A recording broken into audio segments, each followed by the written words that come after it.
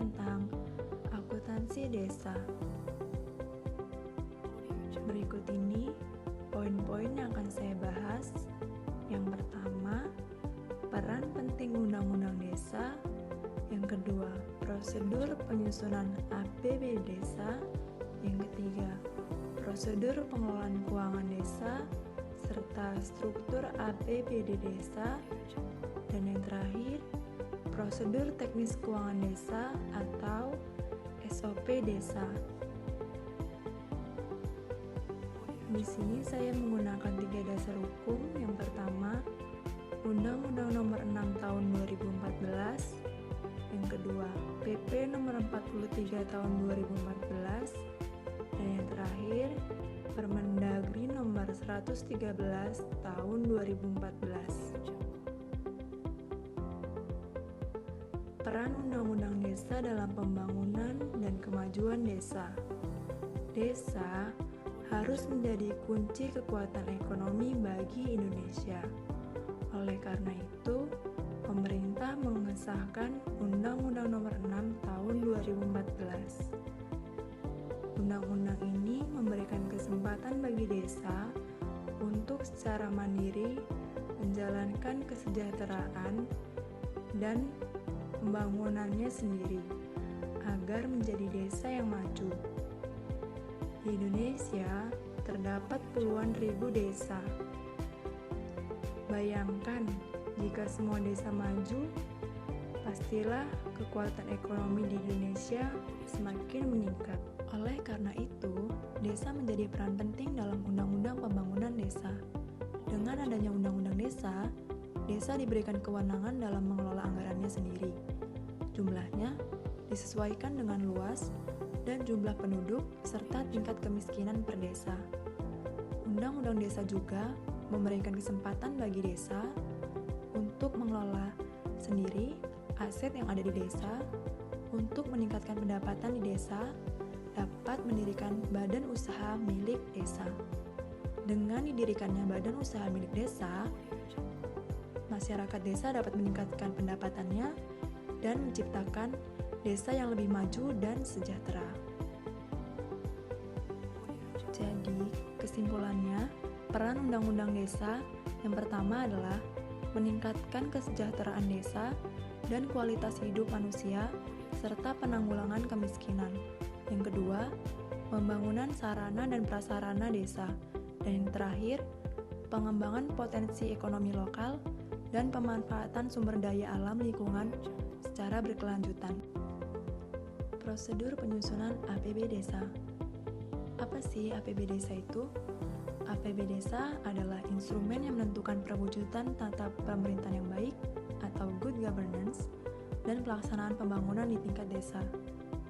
APB Desa dibuat berpedoman pada RKP Desa yang telah disusun dan disahkan sebelumnya. Pemerintah desa dan BPD menyebarluaskan peraturan desa APB Desa kepada masyarakat melalui forum, sarana, dan media yang mudah diakses oleh masyarakat. Ketentuan penyusunan APB Desa. APB Desa disusun berdasarkan peraturan desa tentang RKP Desa. Setelah disusun, kemudian dibahas dan disepakati oleh kepala desa dan BPD. Setelah dibahas dan disepakati, ditetapkan dengan peraturan desa. Setelah ditetapkan, anggaran tersebut berlaku untuk 1 tahun. Pengelolaan keuangan desa.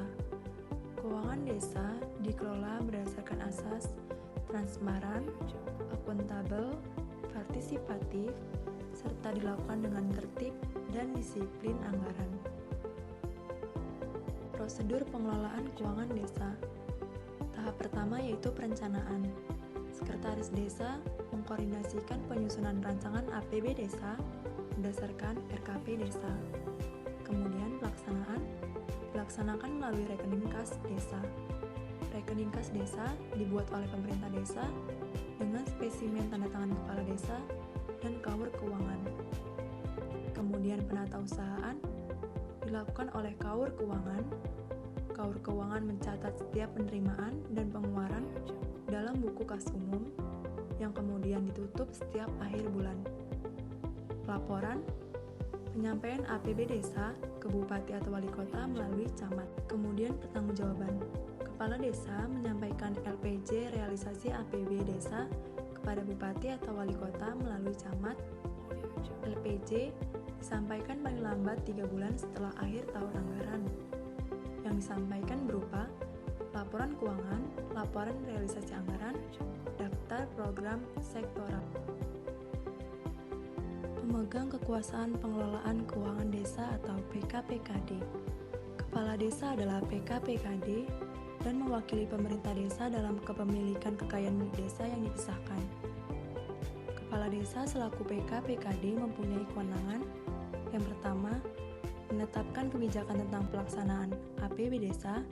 Yang kedua, menetapkan kebijakan tentang pengelolaan barang milik desa. Yang ketiga, melakukan tindakan yang mengakibatkan pengeluaran atas beban APB desa. Yang keempat, menetapkan PPKD. Yang kelima, menyetujui DPA, DPPA, dan DPAL. Yang keenam, menyetujui RAK desa. Dan yang terakhir, menyetujui SPP.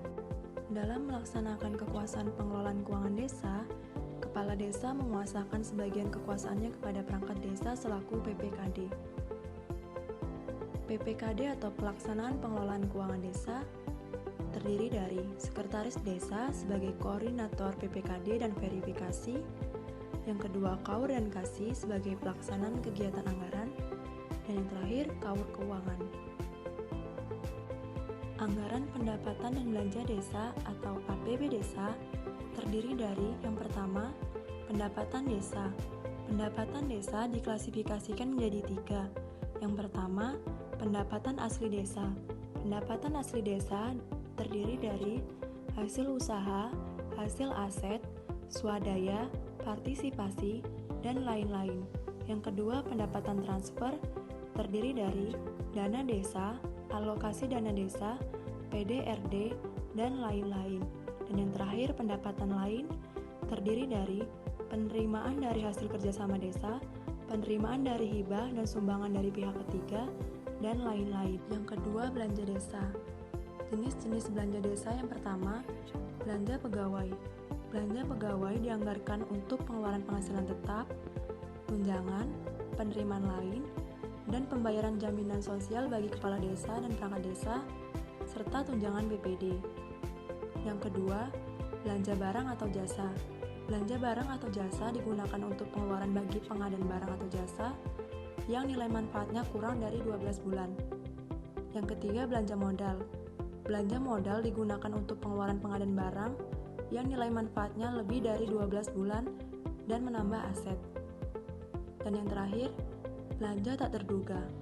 Belanja tak terduga merupakan belanja untuk kegiatan pada subbidang penanggulangan bencana, keadaan darurat, dan keadaan mendesak yang berskala lokal. Dan yang terakhir, pembiayaan desa. Pembiayaan desa terdiri dari penerimaan pembiayaan dan pengeluaran pembiayaan. Yang termasuk ke dalam penerimaan pembiayaan adalah silpa tahun sebelumnya, pencairan dana cadangan, hasil penjualan kekayaan desa yang dipisahkan kecuali tanah dan bangunan. Sedangkan yang termasuk ke dalam pengeluaran pembiayaan yang pertama, pembentukan dana cadangan dan penyertaan modal. Prosedur teknis keuangan desa atau SOP desa. Yang pertama, pelaksana kegiatan mengajukan SPP dengan mengisi format ke Kaur Keuangan. Kemudian, berkas diterima oleh Kaur Keuangan dan menginput SPP di aplikasi Siskeodes sampai printout hasil Siskeodes. Berikut ini tampilan aplikasi Siskeodes atau Sistem Keuangan Desa. Kemudian, Kaur Keuangan menyerahkan SPP ke sekretaris desa untuk diverifikasi. Setelah diverifikasi, sekretaris desa mengembalikan dokumen SPP tersebut ke Kaur Keuangan. Lalu, Kaur Keuangan menyampaikan SPP tersebut ke kepala desa untuk disetujui. Setelah disetujui, kepala desa mengembalikan SPP tersebut.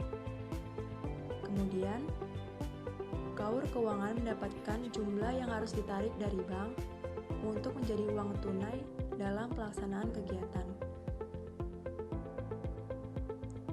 Itu saja yang dapat saya sampaikan. Semoga dapat menambah pengetahuan kalian semua.